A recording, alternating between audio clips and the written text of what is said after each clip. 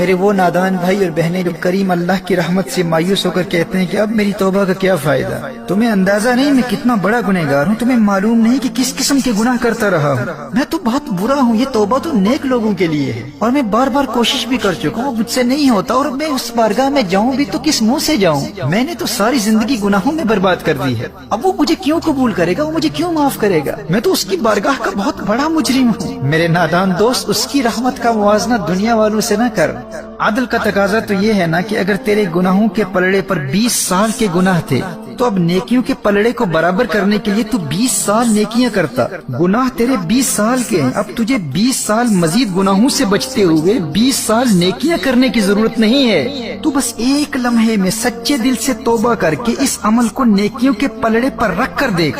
تیرا کریم رب تیری ایک لمحہ کی توبہ کے ذریعے تیرے ترازو پر گناہوں کے پلڑے سے 20 سال کے گناہوں کو غائب کر دے گا۔ تو نے 40 سال گناہ کیے، اب ان گناہوں کو مٹانے کے لیے 40 سال نیکیوں کی ضرورت نہیں، تیرا کریم اللہ ایک لمحے کی توبہ سے 40 سال کے گناہوں کو تیرے نامہ اعمال سے مٹا دے گا، اور ایسا مٹائے گا کہ نبی کریم صلی اللہ تعالی علیہ وآلہ وسلم نے ارشاد فرمایا، جب بندہ توبہ کرتا ہے تو اللہ تعالیٰ اس کی توبہ قبول کرتا ہے، اور جن محافظ فرشتوں نے اس کے گناہ لکھے ہوتے ہیں اللہ انہیں اس کے تمام گناہ بھلا دیتا ہے، فرشتے سارے گناہ بھول جاتے ہیں، اور زمین کے جس مقام پر اور آسمان کے نیچے جس جگہ اس نے وہ گناہ کیے تھے اللہ اس جگہ کو بھی اس کے گناہ بھلا دیتا ہے، تاکہ یہ بندہ قیامت میں اس طرح آئے کہ مخلوق میں اس کے خلاف ایک بھی گواہ نہ ہو۔ اور سنن ابن ماجہ کی حدیث ہے، میرے آقا صلی اللہ علیہ وآلہ وسلم نے ارشاد فرمایا، التائب من الذنب کمن لا ذنب لہ، گناہوں سے توبہ کرنے والا ایسا ہے جیسے اس نے کبھی کوئی گناہ کیا ہی نہ ہو۔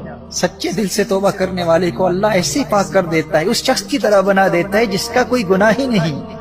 اور حدیث شریف میں ہے کہ اللہ جل وعلا کو گنہگار توبہ کرنے والے بندے سے زیادہ کسی کی آواز محبوب نہیں۔ میرے دوست تو کہتا ہے کہ میں کیا منہ لے کر اس کی بارگاہ میں جاؤں، میرے نادان بھائی میری نادان بہن، تیرا رب ایسا کریم ہے کہ اسے تو توبہ کرنے والوں کی آواز سب آوازوں سے زیادہ پیاری لگتی ہے، اور پیار اتنا کرتا ہے کہ نہ صرف ایک لمحے کی گئی توبہ سے 40 سال کے گناہوں کو گناہوں کے پلڑے سے غائب کر دیتا ہے، بلکہ ان 40 سال کے گناہوں کو نیکیوں میں بدل کر نیکیوں کے پلڑے پر رکھ دیتا ہے۔ قرآن کریم میں ارشاد فرمایا، فَأُولَئِكَ يُبَدِّلُ اللَّهُ سَيِّئَاتِهِمْ حَسَنَاتٍ،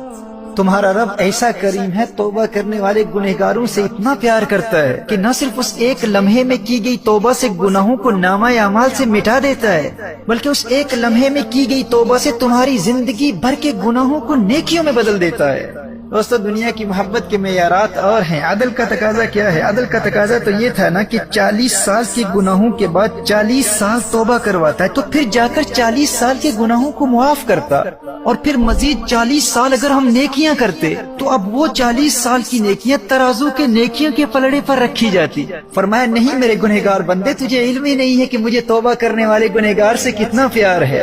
تو نے 40 سال مجھے ناراض کیا، 40 سال میری نافرمانی کرتا رہا، 40 سال گناہ کرتا رہا، اب بس ایک لمحے میں توبہ کر لے، میں تجھ سے اتنا پیار کرتا ہوں، اب نہ صرف وہ 40 سال کی گناہوں کے پلڑے سے غائب کر دوں گا، بلکہ انہی 40 سال کے گناہوں کو اٹھا کر نیکیوں کے پلڑے پر رکھ دوں گا۔ میرے دوستو توبہ سے دور نہ بھاگنا، سچی توبہ سے پیار کر لو۔ تم اگرچہ گنہگار ہو، بدکار ہو، سیاکار ہو، لیکن تمہارا اللہ تم سے اتنا پیار کرتا ہے، سچی توبہ کرنے والے گنہگاروں سے اتنا پیار کرتا ہے کہ ایک لمحے کی سچی توبہ کرنے والے 40 سال کے گنہگار و بدکار کو 40 سال کا پرہیزگار و نیکوکار بنا دیتا ہے۔ فرمایا یا ایھا الانسان ما غرک بربک الکریم، اے نادان انسان آخر کس چیز نے تجھے تیرے کریم رب کی بارگاہ سے دور کر دیا؟ تو اس کریم کی بارگاہ سے بھاگتا پھرتا ہے جو تجھ سے اتنا پیار کرتا ہے۔